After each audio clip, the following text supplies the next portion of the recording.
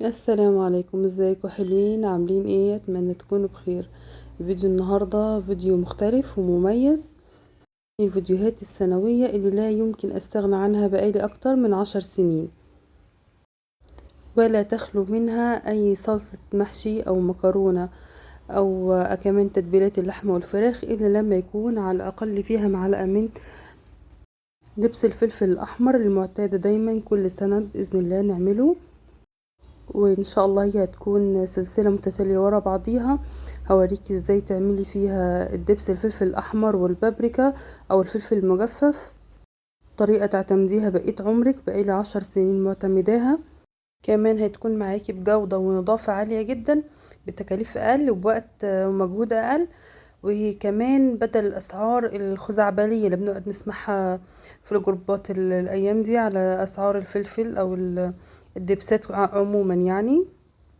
فنبدأ ونقول بسم الله. اول حاجة بيكون معايا اي كمية هتستخدميها من الفلفل الاحمر لازم يكون اللون الاحمر بتاعه باللون اللي انت شايفاه، يعني مش في خطوط اخضر، لا فاتح ولا غامق. الغامق هيغمقه معايا فهيكون مديني على سواد، والفاتح مش هيديني اللون المطلوب. هنغسله كويس ولازم نجففه وننضفه من البذور اللي فيه، واضيفه في حلة واحط عليه حاجة بسيطة جدا من المية. وممكن انا بالنسبة لي بستغنى عن المية، بس انا ضفت المية علشان ما يتحرقش من حد. معلقتين من الملح. هنا معايا بيدبل الفلفل، يعني يخليه يبقى طري ويتسلق معايا بسرعة وينزل المية بتاعته. رفعه على النار على حسب برضو الكمية، دي كمية بسيطة بيتسلق، بس انا ما بسبكوش للاخر، انا بسيبه بس يتسلق لمدة في حدود حوالي تلت ساعة 20 دقيقة يعني. لو حابة تمكسي بقى وتخلطي يعني ما بين فلفل بارد وفلفل حار، فهتنضفي برضو بالشكل كده، او تعملي برطمان بارد وبرطمان حار يعني. ده بيرجع لذوقك وطريقتك في الطبخ. وعلشان الفلفل حامي فدي طريقة افضل، لو برضو ويفضل لو تستخدمي جوانتي يعني انك تنضفيه كده بالمعلقة. برفعه على النار يتسبك لمدة 20 دقيقة، وعلى حسب برضو الكمية لو حاجة اقل. المهم ان انا محتاجاه يدبل معايا ويبقى طري علشان اقدر افرمه في الخلاط، ويعني يبقى ناعم خالص. هبدأ كده اصفيه بعد ما فرمته في الخلاط، اصفيه في مصفى ضيقة جدا علشان يبقى معايا نقي ونضيف خالص، مفهوش اي بذور او شوائب او تفل او بذر اي حاجة. انا عايزاه يبقى ناعم جدا.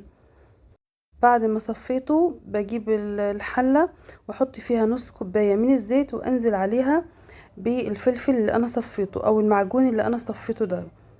الزيت هنا فايدته ان هو بيخليه معايا بعد كده لما بحفظه في الفريزر في برطمانات اقدر اشيل منه، ما بيخليهوش يتكتل او يتجمد بشكل اللي هو يبقى ماسك في بعضه، انا معرفش اخد منه بالمعلقة.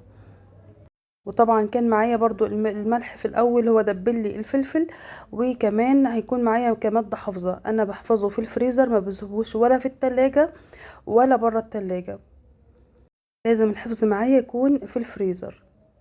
بعد كده برفعه على النار لما ياخد تسبيكته على مهله، بغطي الحلة علشان بيقعد يبكبك ويطرطش بره الحلة كده.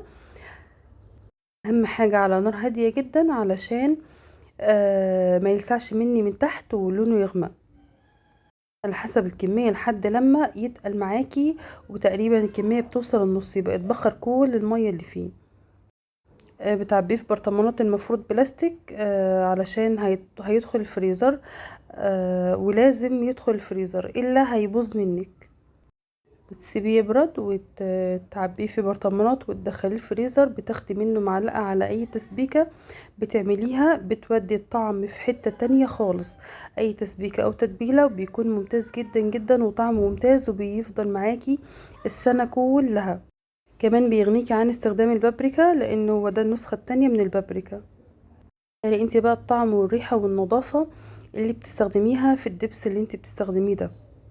اتمنى تكونوا استفدتوا من الفيديو وعجبكم الفيديو، واتمنى تعملوه وتعتمدوه في كل وصفاتكم. انصحكم بيه ممتاز جدا. لو عجبكم الفيديو متنسوش اللايك والشير، وابعتوه لكل الناس علشان يستفيدوا.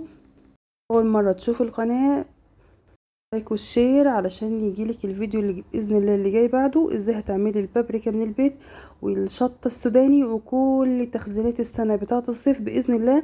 هتلاقيها سلسله متتاليه باذن الله ورا بعضيها. ما تنسوش اللايك علشان الفيديو ينتشر ويروح لناس غيركم. دمتم في رعايه الله وامنه، والسلام عليكم ورحمه الله وبركاته.